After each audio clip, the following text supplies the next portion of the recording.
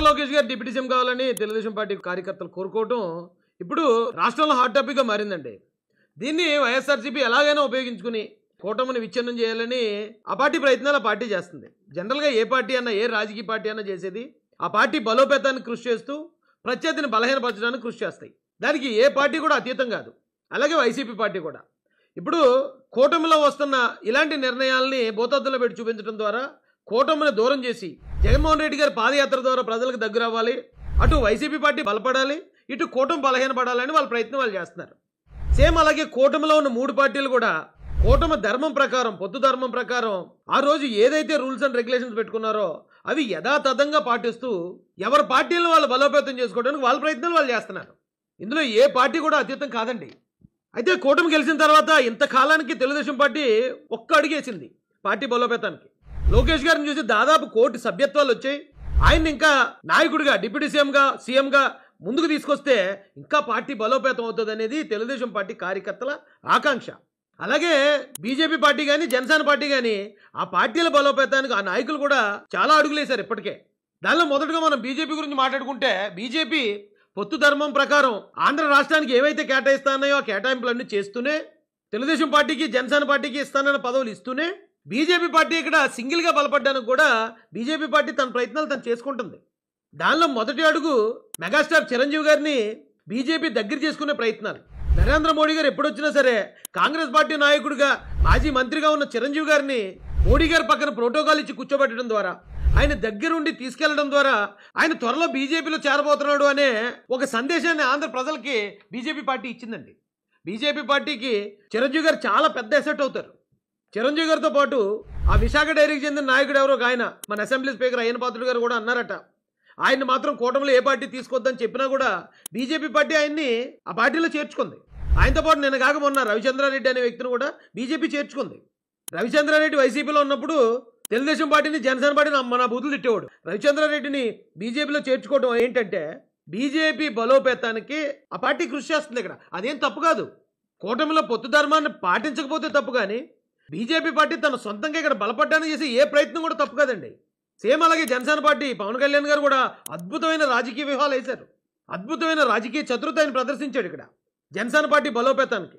2024 ఎలక్షన్లో పొత్తు కారణంగా జనసేన పార్టీ నాయకులు, చాలా మంది నాయకులు అవకాశాలు కోల్పోయారు, త్యాగం చేశారు.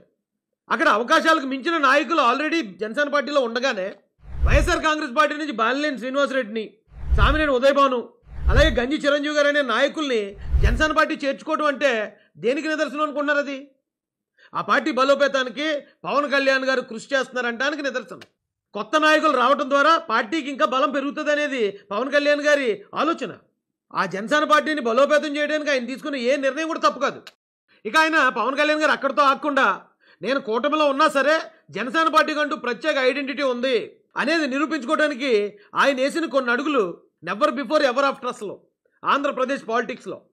ముఖ్యంగా కూటమి ప్రభుత్వం అధికారంలోకి వచ్చిన తర్వాత ఇక్కడ కొన్ని నేరాలు జరుగుతున్నాయని వైసీపీ వాళ్ళు చేసిన విమర్శలకి సమాధానంగా పవన్ కళ్యాణ్ గారు డీజీపీ గారిని, హోంమంత్రి గారిని అటాక్ చేస్తూ మాట్లాడాడు. ఆయన అవసరమైతే నేనే హోంమంత్రి తీసుకోవాల్సి వస్తుంది, డీజీపీ గారు, అధికారులు మీరందరూ కానీ సరైన లా అండ్ ఆర్డర్ మెయింటైన్ చేయకపోతే క్రమశిక్షణ చర్యలు తీసుకుంటానని ఆయన హెచ్చరించిన హెచ్చరిక ద్వారా ఇక్కడ జరుగుతున్న ఏ నేరాలకి జనసేన పార్టీకి సంబంధం లేదని కొండ బద్దలు కొట్టినట్టు ఆంధ్రప్రదేశ్ ప్రజలకు తెలియజేశాడు ఆయన.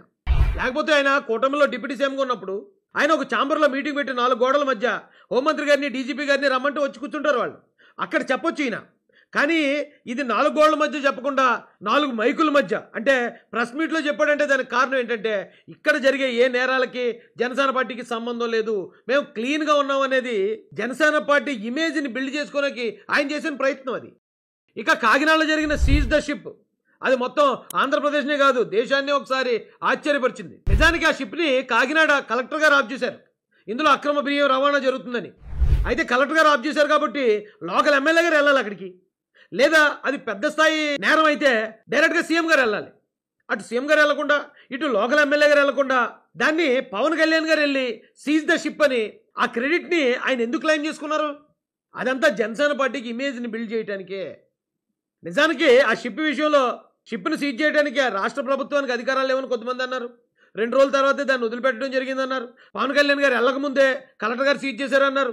ఇవన్నీ వార్తలు మనం చూస్తూనే ఉన్నాం. అయినా కానీ పవన్ కళ్యాణ్ గారు ఆ రోజు చెప్పిన డైలాగే ఇప్పటికింకా దేశవ్యాప్తంగా మారుమోగుతుంది. ఆయన ఇచ్చిన ఆ హీరోయిక్ స్టేట్మెంట్ ద్వారా జనసేన పార్టీకి విపరీతమైన ఇమేజ్ తీసుకొచ్చాడు ఆయన. ఇక తిరుపతి లడ్డు విషయం మీకు తెలియదు కాదు. తెలుగుదేశం పార్టీ దాని గురించి మాట్లాడినా దాన్ని పై స్థాయికి, నేషనల్ ఇంటర్నేషనల్ స్థాయికి తీసుకెళ్ళింది పవన్ కళ్యాణ్ గారే. ఆ రోజున ఆయన తీసుకున్న దీక్ష కానీ, కనకదుర్గమ్మ టెంపుల్ని అక్కడ ఉన్న మెట్లను ఆయన క్లీన్ చేసిన విధానం కానీ, దీనికి ఒక బోర్డు కావాలి, సనాతన బోర్డు అని ఆయన ఇచ్చిన డిమాండ్ కానీ, దేశవ్యాప్తంగా ఒకసారి జనసేన పార్టీ వైపు, పవన్ కళ్యాణ్ గారి వైపు తిరిగి చూసేలా చేశాడు ఆయన. ఇదంతా కూడా జనసేన పార్టీ ఇమేజ్ని పెంచడానికే, జనసేన పార్టీ బలాన్ని రెట్టింపు చేసే ప్రయత్నమే కదా. ఇక మొన్న జరిగిన తొక్కిసలాట సందర్భంలో అసలు నిజానికి తొక్కిసలాట ఎలా జరిగింది, దాని కారకులు ఎవరు ఏంటి అనే ఎంక్వైరీ ఏమీ లేకుండానే పవన్ కళ్యాణ్ గారు అక్కడికి వెళ్ళి సారీ చెప్పడం ద్వారా ఎస్ ఇది ప్రభుత్వ వైఫల్యం అని ప్రజలందరికీ తెలియజేశాడు ఆయన. Entire nation for what had happened, చేతులెత్తి with both folded hands I'm saying we are extremely sorry for what had happened. అది నిజానికి ప్రభుత్వానికి ఎంతో కొంత డ్యామేజ్ అది. అయినా కూడా ఆయన అక్కడ క్షమాపణ చెప్పడం, ఆ క్షమాపణ చెప్పిన దాని ద్వారా ప్రజలందరిలో కూడా పవన్ కళ్యాణ్ గారు ఎంత ఉన్నతమైన వ్యక్తిత్వం, ఆయన డిప్యూటీ సీఎం అయి ఉండి కూడా ప్రభుత్వం తరపున ఆయన క్షమాపణ చెప్పాడని విపరీతమైన ఇమేజ్ని సొంతం చేసుకున్నాడు ఆయన. అది అక్కడితో ఆకుండా మరుసటి రోజు మళ్ళీ ప్రెస్ మీట్ పెట్టి నేనే చెప్పాను, బిఆర్ నాయుడు గారు మీరు చెప్పండి, ఈవో గారు మీరు చెప్పండి అని చెప్పడం ద్వారా నేను ఈ రోజు అడుగుతుంది టీటీడీ బోర్డు పాలక మండలి చైర్మన్ గారు కానీ, సభ్యులు కానీ, ఈవో కానీ, ఏఈఓ కానీ మీరు ప్రెస్ మీట్ పెట్టి క్షమాపణలు చెప్పండి. నేను క్షమాపణలు చెప్పినప్పుడు మీకు క్షమాపణలు చెప్పడానికి నామోషి ఏంటి, బాధ్యత తీసుకోండి. ఆయన పబ్లిక్ గా స్టేట్మెంట్ ఇవ్వడం ద్వారా ఇది నాకు సంబంధం లేకపోయినా నేను సారీ చెప్పాను, దీనికి సంబంధమైన వాళ్ళు పలానా బిఆర్ నాయుడు గారు అని మొత్తం ఆంధ్రప్రదేశ్ ప్రజలందరికీ కూడా ఈ తొక్కిసలాట విషయంలో జనసేనకి ఏ సంబంధం లేదని తెలియజేశాడు ఆయన. నిజానికి బిఆర్ నాయుడు గారితో క్షమాపణ చెప్పించాలంటే పవన్ కళ్యాణ్ గారు ఒక ఫోన్ చేసి బిఆర్ నాయుడు గారు నేను చెప్పాను కదా మీరు కూడా మాట చెప్పండి అంటే అయిపోద్ది. కానీ అదే మాటను ఆయన పబ్లిక్ ఎందుకు చెప్పాడు? జనసేన పార్టీ ఇమేజ్ని బిల్డ్ చేయడానికే కదా, జనసేన పార్టీని బలోపేతం చేయడానికే కదా. అంతెందుకండి మాటల్లో కూడా చంద్రబాబు నాయుడు గారు, పవన్ కళ్యాణ్ గారు 2024 ఎలక్షన్ ముందు పొత్తులో ముందుకెళ్దామని నిర్ణయించుకున్నారు. అంతకుముందు ఏం జరిగింది అనేది వదిలేద్దాం. కానీ గెలిచిన తర్వాత చంద్రబాబు నాయుడు గారి మాటల్ని, పవన్ కళ్యాణ్ గారి మాటలను ఒకసారి మనం పరిగణలో తీసుకుంటే పవన్ కళ్యాణ్ గారి ప్రతి మాటని ఎంతో జాగ్రత్తగా మాట్లాడాడు ఆయన. జనసేన ఇమేజ్ని ఏమాత్రం కింద పడినవ్వకుండా జనసేన ఎప్పుడు అప్పర్ హ్యాండ్ ఉండేలాగే మాట్లాడాడు ఆయన. ఎందుకు చెప్తున్నానంటే బాలకృష్ణ గారు షోకి వెళ్ళిన చంద్రబాబు నాయుడు గారు 2024 ఎలక్షన్కి గేమ్ చేంజర్ పవన్ కళ్యాణ్ గారు అని చెప్పి పబ్లిక్గా ఆయన కితాబ్ ఇచ్చాడు పవన్ కళ్యాణ్ గారికి. కానీ పవన్ కళ్యాణ్ గారు ఎక్కడన్నా ఏ సందర్భంలో అన్నా సరే జనసేన పార్టీ 100% స్ట్రైక్ రేట్ సాధించడానికి తెలుగుదేశం పార్టీ కార్యకర్తల సహకారం నాకు ఉందనే మాట ఒక్క మాట ఎక్కడని చెప్పాడు ఆయన. అలాగే తెలుగుదేశం పార్టీని ఏం కింద పెట్టలేదు ఆయన. తెలుగుదేశం పార్టీతోనే ఉంటాను నేను, 10 సంవత్సరాలు చంద్రబాబు నాయుడు గారే సీఎం ఉండాలి, 15 సంవత్సరాలు పొత్తు కొనసాగాలని తెలుగుదేశం పార్టీకి పొత్తు ధర్మం ప్రకారం గౌరవిస్తూనే జనసేన పార్టీ అప్పర్ హ్యాండ్ అనేది కూడా ఆయన మాటల్లో కూడా ప్రజలకు తెలియజేశాడు ఆయన. ఇదే కొనసాగాలని కోరుకున్నాను అధ్యక్ష. This should be a continuity of the our entire governance.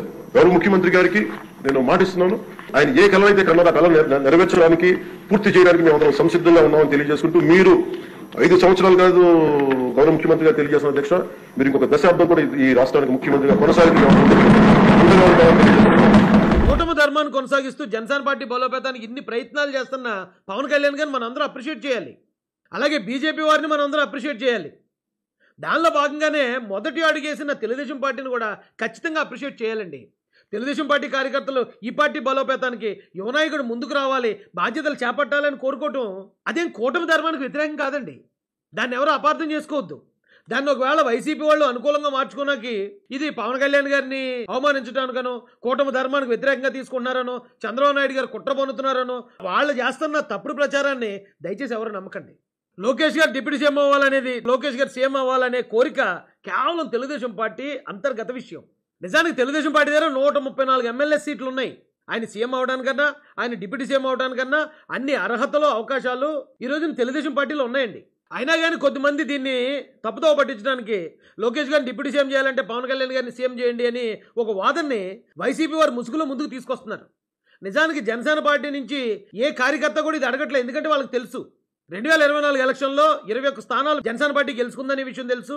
CM పదవి పవన్ కళ్యాణ్ గారికి ఇవ్వమని అడగడానికి కావాల్సినంత ఆధిక్యత జనసేన పార్టీ దగ్గర లేదనే విషయం కూడా జన సైనికులకు తెలుసు.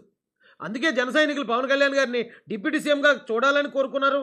ఆ పార్టీని 5 సంవత్సరాల్లో బలోపేతం చేసి నెక్స్ట్ లెవెల్కి తీసుకెళ్లాలని కోరుకుంటున్నారు. అయితే వైసీపీ వాళ్ళు చేస్తున్న ఈ ప్రచారం ఎలా ఉందంటే, ఈ రోజున కేంద్రంలో తెలుగుదేశం పార్టీ సపోర్ట్ చాలా ఇంపార్టెంట్ బీజేపీకి.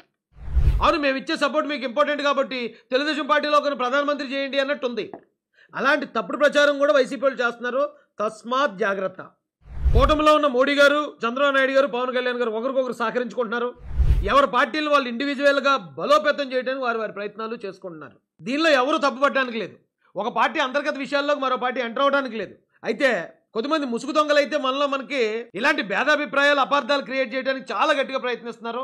ఈ విషయంలో కూటమి కార్యకర్తలందరూ అప్రమత్తంగా ఉండాలని తెలియజేస్తూ జై భీమ్, జై భారత్, జై జై మాసేన, జై తెలుగుదేశం, జై చంద్రబాబు, జై జై లోకేష్. చూసారు కదండి, మరి ఈ వీడియో కనుక మీకు నచ్చినట్లయితే ఒక లైక్ కొట్టేసి మీ అభిప్రాయాన్ని కూడా కామెంట్ బాక్స్ లో తెలియజేస్తూ ఇలాంటి ఇంట్రెస్టింగ్ అప్డేట్స్ కోసం మా ఛానల్ ని సబ్స్క్రైబ్ చేసుకోండి.